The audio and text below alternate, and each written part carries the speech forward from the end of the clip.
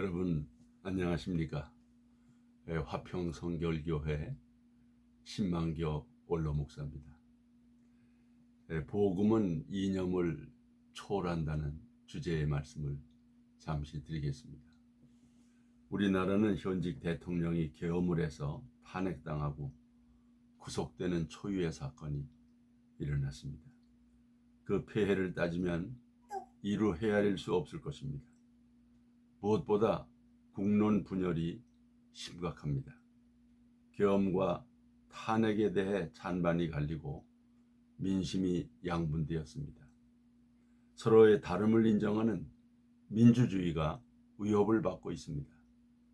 이 난국에서 교회도 양분되고 정치적 현안에 대해 찬반을 요구받고 있습니다. 애국운동이라는 명분으로 대통령의 탄핵에 반대를 주장하는 목사들도 있고, 그런 교회들이 연대해서 광장에 모여 탄핵 반대 집회를 하고 있습니다. 보수 유튜브를 보면 나라가 위기에 처했는데 자기 교회 목사가 침묵하고 있다고, 애국운동하는 교회로 옮겨야겠다고 합니다. 우리 교회 목사는 탄핵 찬성파인가 반대파인가 주시합니다. 교회가 또는 목사로서 이 예민한 정치적 현실을 어떻게 대처해야 할까? 예수님이라면 어떻게 하셨을까? 부활하신 예수님께서 승천하기 직전에 제자들에게 분부하셨습니다. 너희는 예루살렘을 떠나지 말고 아버지께서 약속하신 것을 기다리라. 이때 제자가 물었습니다. 주께서 이스라엘을 회복하실 때가 바로 지금입니까?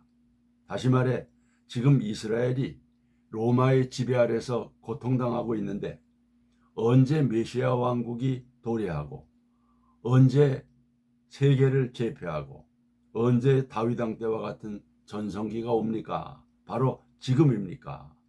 다분히 정치성 질문입니다. 예수님은 냉정하게 말씀하셨습니다.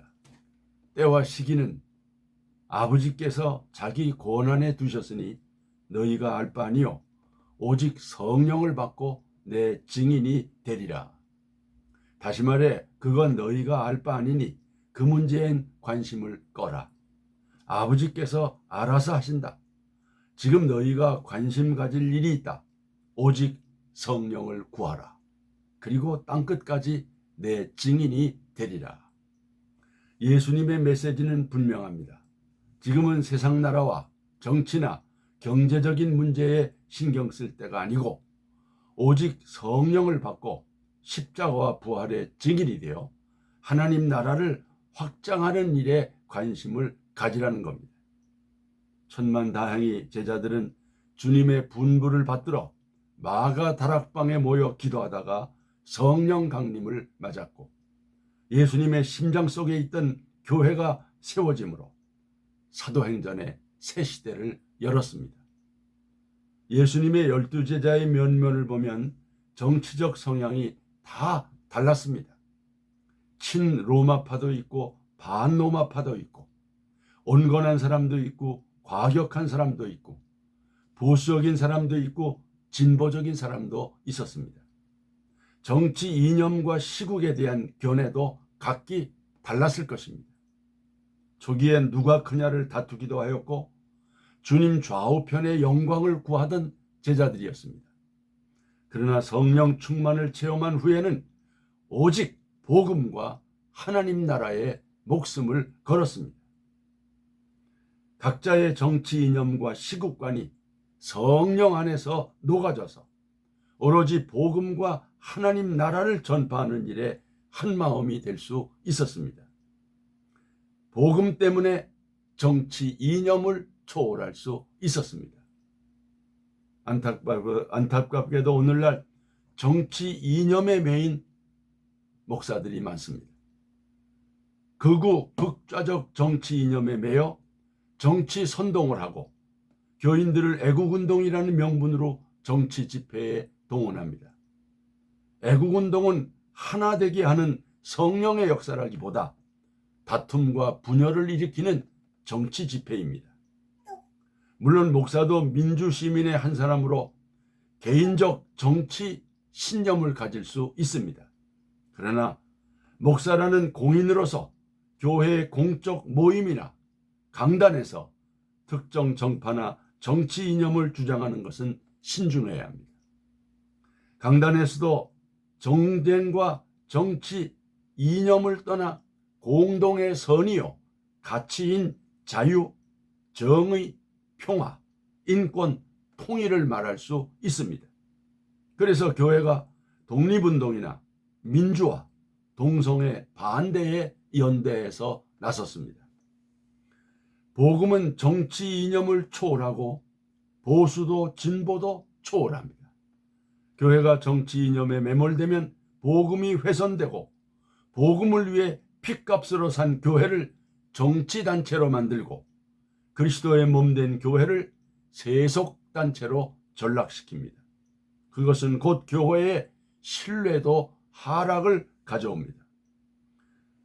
복음은 모든 시대, 모든 사상, 모든 이데올로기를 초월합니다. 복음을 맡은 교회는 모든 이념과 사상이 녹여져 어울리는 영광로입니다. 개인적으로는 보수나 진보나 중도일지라도 복음 안에서는 한 형제요 영적 가족입니다. 복음은 이념을 초월하기에 진보적 교인이라도 보수적 교회를 다닐 수 있고 보수적인 교인이라도 진보적 교회를 다닐 수 있어야 합니다. 그러므로 그리스도인은 진보가 될 수 없다는 말은 틀린 말입니다.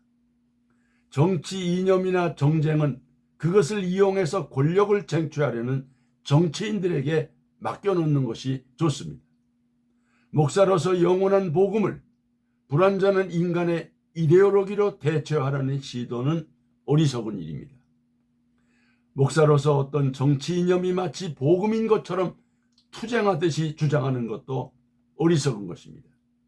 기독교는 십자군이 아니라 십자가의 복음입니다. 나라는 망해가는데 예배당 안에서 기도만 하면 되느냐고 합니다. 편향된 정치 이념에 함몰되었기에 그렇게 보이는 것입니다. 우리나라는 망하지 않습니다. 오히려 그런 시각이 국론을 분열시키고 국민을 불안하게 할 뿐입니다. 사상과 정치 이념이 다른 사람들이 공존하며 대화와 타협으로 국가 공동체를 지켜나가는 것이 성숙한 민주주의입니다. 복음은 이념을 초월합니다. 복음은 누구에게나 기쁜 소식이 됩니다. 반면에 정치 이념은 꼭 호불호가 생기고 편을 가릅니다. 그래서 교회에서나 친구 모임에서 정치 얘기는 피하는 것이 상식이며 예의입니다. 정치 이념은 반드시 마음을 상하게 하고 화평을 깨트립니다. 복음 전도자는 정치 이념에 매이지 않고 무분별하게 정치성 글이나 영상을 옮기는 일을 절제합니다. 의도가 아닌 가짜 뉴스를 전파할까를 두려워합니다. 영혼을 사랑하는 마음과 화평을 도모하는 마음, 그리고 형제를 존중하는 마음 때문입니다. 지금 대부분의 목회자와 성도들이 이 정도와 예의를 지키고 있습니다. 교회는 오로지 복음에 목숨을 걸어야 합니다. 교회가 복음을 제쳐놓고 정치 이념에 빠져서는 안 됩니다. 자신이 속한 그룹의 이념은 무조건 옳고 다른 사람의 이념은 무조건 그르다는 진영 논리에 빠져서는 안 됩니다. 교회는 좌도 우도 여도 야도 진보도 보수도 아닙니다. 복음을 맡은 교회는 모든 정치 이념을 십자가의 사랑으로 녹여내 하나 되게 하는 화해자 역할을 해야 합니다. 복음은 이념을 초월합니다. 복음을 전하는 자로서 이념으로 편가르기를 하지 말고 주의 몸된 교회가 하나 되기 위해 기도해야 합니다. 예수님은 장차 지상에 세워질 교회와 지도자들을 위해서 기도하셨습니다. 지금도 보호자 우편에서 기도하고 계신다고 믿습니다. 아버지, 우리와 같이 저들도 하나가 되게 하여 주옵소서. 복음은 이념을 초월합니다. 감사합니다.